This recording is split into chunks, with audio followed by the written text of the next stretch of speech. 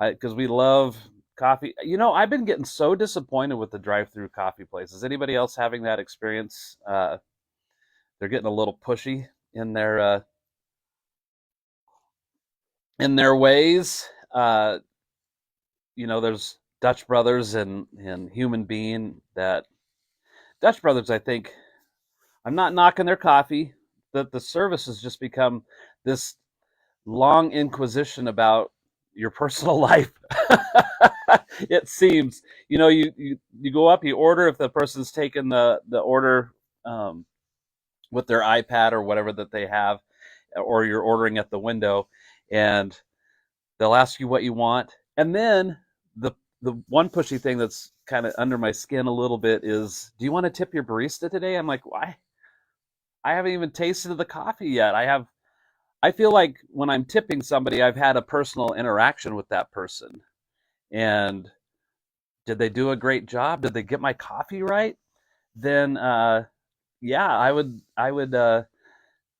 be happy to tip them, get the coffee right, do it quickly, let me be on my way, and I don't have to explain, my whole day to you about what I'm going to go do. Let's see. Landon, totally Dutch brother. Yeah, they are too friendly. I, I'm like, are you going to get in the car with me and join me? Because they could say, what are you going to do with your day? And I said, well, I'm going to go home and fold laundry. Then I'm going to make some phone calls and send some emails. And they're so interested. They're leaning on oh, really? Oh, that's what you're going to do? Oh, it sounds like a good time. Blah, blah, blah. Can I have $1? Can I have an extra dollar? You want to give me an extra dollar? You want to give $1 to my friend? It's like, I'm so annoyed by it. And now human beings started to get that way, and they can't seem to get my coffee right. I used to avoid Starbucks. I don't know why, but they seem to be the go-to place for me if I'm out and about. But who never gets my coffee wrong is me. It's right every time I make it. Have an espresso machine. It's just sometimes we get lazy. I put in the description about when text goes bald because who here talks into their phone for texting, the talk to text feature? I do it sometimes, and pretty much every time I try to do that, it is messed up. And so I spend more time going back and correcting all the things that are wrong than if I would have just typed it and sent it. And Mary, bless her, she's one of those that will hold the phone and blah blah blah blah blah blah blah blah blah blah blah blah blah. Arg, Siri hates me, and then she spends 5 minutes fixing her conversation. Well, one thing that happened that was pretty funny yesterday, we were being sent some vocal tracks from somebody, and Mary was going back and forth, and she was actually talking about Melodyne and that program, and being some learning curve to it, but she was talking to text and said something about Melodyne and whatever else she said, and Siri translated it as a melatonin chicken safari. How to use it? So now that's our new saying around the house is melatonin chicken safari. So when something's going wrong, just say melatonin chicken safari, right? No wonder people can't understand my wife, including me. Oh no, I see she's on here. Oh, I'm dead. I'm dead again. Oh, she already hurt me from last week's episode of of coffee with Fred. So now, I spend a lot of time in this room. I have a feeling I'm going to end up with a cot in here, and I'll be sleeping in here. But the other thing, we were hanging out with John Pisano, who's the drummer from Jukebox, and he was over here recently, and Mary and John got into a conversation about batteries. And John was asking, no, they were going back and forth because, they have all this wireless equipment, and those eat 9-volt batteries quite a bit. And Mary says that she likes to put her pre-used batteries in her little pouch that she has on her side. And John goes, pre-used batteries? You mean batteries that haven't been used yet? I think Mary was trying to get to the point of those batteries do have a little bit of life in them, and maybe we bring them home for the kids or whatever the case is. But yeah, so next time that you're buying batteries at the store, just know that those are pre-used. They haven't been used yet. So, musicians for hire.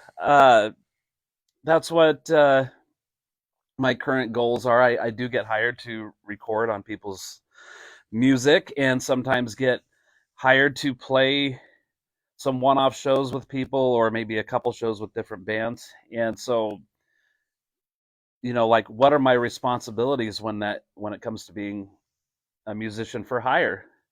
And my buddy Matt Starr had posted a video, I think it was late last week, was talking about, dang it, Mary, you're interrupting me. That and New Mexican food. Yes, as opposed to old Mexican food, right? So Matt had posted a video about being pro, and what does that mean? Well, I think if somebody's going to hire you for any kind of job, no matter if it's music or building a house or something, they have requirements that they want from you. So for musicians, you got to learn the songs. You got to know the songs. You got to know the tempo and the feel, the dynamics of those songs.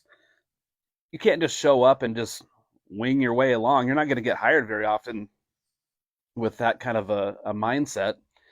And so, like with Matt and his mentoring of me, it's like, I'm a drummer. I need to be of service to whoever's hiring me, regardless if I'm playing live with them or recording songs.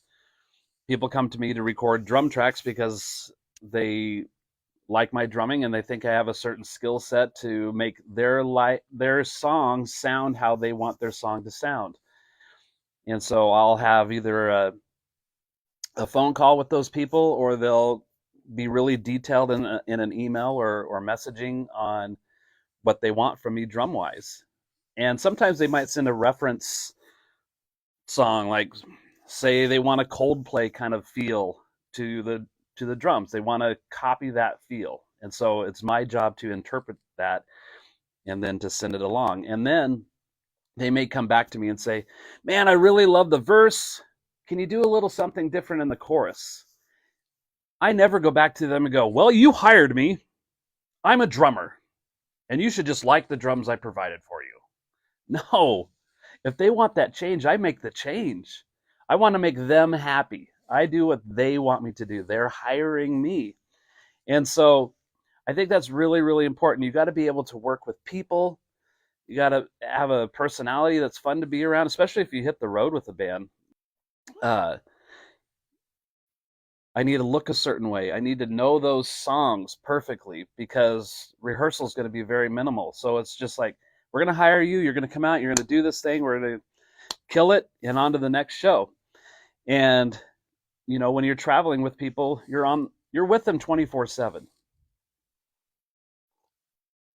So the stage time is pretty minimal compared to the rest of the day. Maybe you're on stage for an hour, so you got 23 other hours that you're spending with people. You got to be able to get along with people and have a lot of patience for everybody's little nuances and quirks and things like that, which I'm sure I have my own. I've been well aware that I make noises when I sleep. Right, Mary? I'm surprised I haven't been murdered by death by pillow. But yeah, so being a musician for hire it's really, really important that you're doing what the person hiring you wants you to do, what you want to hear. Mary's been making progress in mixing by leaps and bounds, and we've recorded a lot of songs for Cliff Miller because I've been playing in his band for the past 4 years, and we've been recording a lot of stuff right here. And so Cliff is very specific about a certain sound that he wants, a certain vibe that he wants for these songs. And Mary knows that. And so when she's mixing, she gets a really good mix put together. But then Cliff may come back and say, I think the guitar's a little loud in this spot, or I want to add another vocal, or whatever that was that he's looking to have. And Mary just says, "Okay, great. No problem." She doesn't say, "Well, I made this mix, and you hired me to make this mix, and that's what you get." No, we want to give Cliff what Cliff wants, what Cliff needs. And when you do that, people are going to continue to hire you over and over and over again because you are delivering what that client wants. And same with the drum tracks. I did have a guy that sent me a rock song to play, and he wanted a certain feel for that song, and I interpreted it as kind of a Foo Fighters thing. So I recorded that and sent it off, and he came back and said, "Man, it's really great. Not really what I was looking for. Let me set on this for a couple days and see if, because I really like what you did, let me see if that's going to work lyrically, that feel that I want." And so a couple days later, he came back and said, "Man, I hate to even ask, but I want this other more 311 kind of feel to it, this more bouncy kind of a thing." And I said, "Great, no problem." So he sent me kind of a detailed thing of what he wanted. I recorded it and sent it off. He goes, "Perfect. That's exactly what I want." And he said, "You actually did something bigger in the chorus than I was expecting, and I totally love it." And I had no ego about that whatsoever. I was just, I loved getting the work. I loved that he loved what I played. I loved that he loved what I played, but wasn't what he wanted, and asked to redo it. And because I did that, he actually gave me extra money for what he considered was a hassle because he really liked what I had done originally, and then said, "No, that's not going to work. Please do this other thing." And happy to do it. I didn't go, I did all this work. No, for me, that was just a learning experience. And now I got a happy customer, and he's going to hopefully hire me to record more songs as he has funds to do so. So being a hired musician is just being of service to whoever's hiring you. And I've had a couple instances where people have called me and they said, "Fred, I got a gig tonight. Our drummer is violently sick. We don't want to back out of this gig. Can you show up and do it?" I don't know any of the songs. Maybe I might be familiar with them, but I say yes if I can. And maybe they have drums there all ready to go. I just need to show up with sticks. And in that situation, my number one job is to keep time, keep a steady beat. And the other thing that I'm going to do is I am going to be connected to that bass player. Like, my eyes are not going to leave that bass player. My ears and eyes are focused on what the bass player is going to do, because the bass player is another rhythm instrument. And if that bass player is the regular bass player for that band, he's going to know what that feel of that song is going to be. And a lot of times the bass player in those situations will turn to me and say, "Here's the tempo. Okay, great. Maybe start chucking along on the hi-hat. The band kind of comes in, and then I can come in with that feel." And that's my number one thing. It's not about playing drum fills, smashing a bunch of cymbals, twirling sticks, or any of that, which I love to do. But if I don't know the songs, number one thing is just to keep steady time so that that band can continue to work and do their show and survive that show, and still hopefully represent the band how they want to be represented. So I don't mind those hot seat scenarios. I've had other times where, a band might need me to play with them for 5 gigs.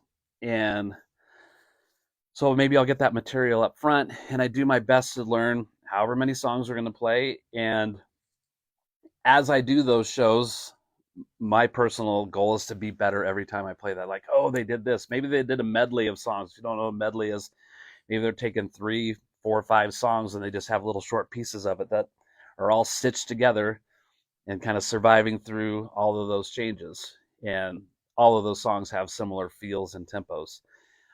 It's just, I'm playing, I'm locked in with the bass player. What's the bass player doing? How does that relate to the kick drum? I'm watching the body language of the singer or guitar player. And, a lot of times they're kind of moving. And so as I'm watching them move, I can really anticipate where that tempo is going to be, where the beat's going to be.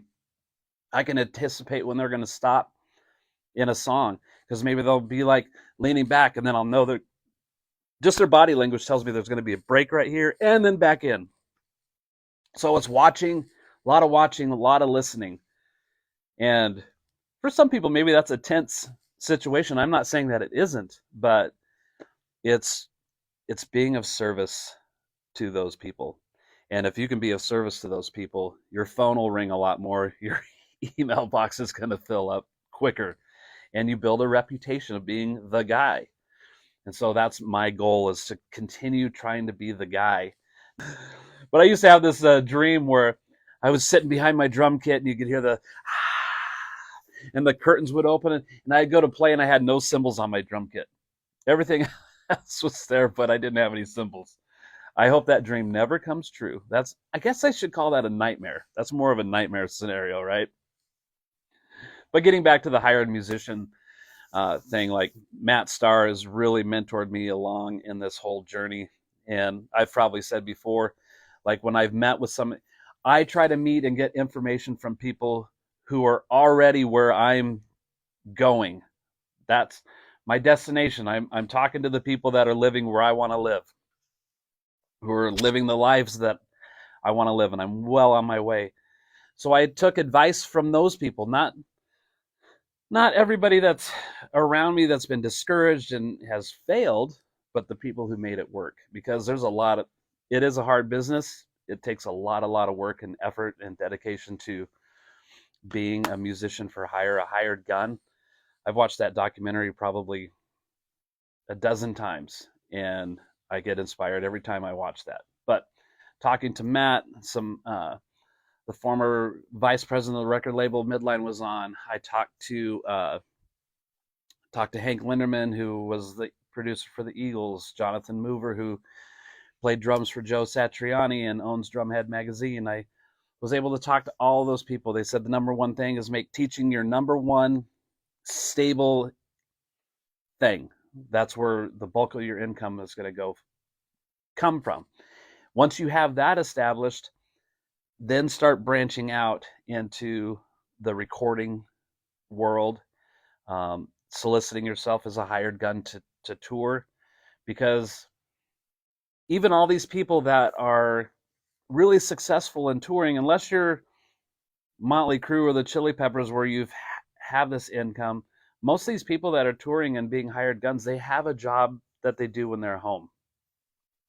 And I know that the drummer for Stevie Nicks lives in Nashville, and when he's not touring with Stevie Nicks, he has a production company that he runs out of Nashville. So he's still in the music business. It's just a different area. So that's kind of the world that I'm in right now, is teaching, doing session work for people, which is awesome. Another reason I do the drum covers, because that's great advertisement for that. And plus my students get to see all of that stuff. Oh, the missus is on here. Oh, let's see. Let's see if I can do this without screwing this up, because it says see more. Whoa. All right. Mrs. Fisher said, excuse me, I had a dream I was replacement Spice. And I was on this enormous stage coming down these huge glass mirror like stairs in big platform boots, and somehow I knew the song even in my dream. I had no idea what the song was. It was really strange. It was just glad I didn't fall, and I knew the words. Well, you're kind of there. You're kind of in that. Cassio Dream's been doing some big stuff. And Mary has big shoes. Mary, I'm surprised you haven't posted Mary got these silvery sparkle. They look like something Gene Simmons would wear, except they don't have the height but the platform part of it looks like it's 6 inches. I think she's taller than me when she puts them on, which is kind of strange. So, anyway, yeah, Matt Starr's video made me think about this conversation that I've had with some other musicians, really, about what does it mean to be pro? Pro is just a shortened version of profession. Like, what do you do for work? What is your profession? And people who are really good at their professions are pro, right? look the part, know the songs, be of service, and don't get in the way of yourself. You know, Dave Edgar, who is a world-class cellist who has been to our studio a couple times, we recorded him playing cello for some music cues in a TV show on Apple TV called The Last Days of Ptolemy Gray. It was produced and stars Samuel Jackson. If you haven't watched that show, it is fantastic. It is great. But in episode 5, all the cello parts that you hear in episode 5 of The Last Days of Ptolemy Gray, those cello parts were recorded right in this room, right where I'm sitting, by Dave Edgar. And he's done some other stuff with this. You've probably seen him in some of these collaboration videos. He's played with Coldplay, Evanescence, Foreigner. That's the ones that I'm aware of, but tons and tons of other stuff. I know that he was part of being nominated for a couple Grammys this couple weeks ago, whenever the Grammys were, last week or 2 weeks ago. And we were just in the control room, and I was asking Dave, I'm like, I want to get in the game of recording for people. Like, do you have any advice? He said, you're there to solve problems. You're a problem solver. Somebody has a problem or a need. He called it a problem, but Mary and I prefer to call it a need. Somebody needs drums. Can you provide drums for them? Can it be what they want? That's where kind of your artistic license has to be crafted carefully, because we as musicians sometimes have like, I want to play this certain thing because it feeds my own needs, I guess, or my own desire or thought about what something can be. And yeah, you could probably use that a little bit, but number one thing is, are you providing that person with what they want? And that's the number one thing that stuck with me from Dave, was like, you're a problem solver. They have this need. Can you provide it or not? If you can provide it, we might need you more. If you can't do it, we're probably never going to talk to you again. And the other thing is, the music community seems like it's so spread out, but once you start to kind of get further into the circle, you realize how many people know each other, either personally or by reputation. And you don't want to be one of those people that has something negative going on. Like, you don't want any of that to start happening. So you got to be a people person. Can you deliver? I think I've gone around this a couple times. Maybe it's because I'm amped up. I hope you guys have a fantastic rest of your week. If you're a musician playing shows, recording, do your best. Be pro all the time, 100%. And there you go.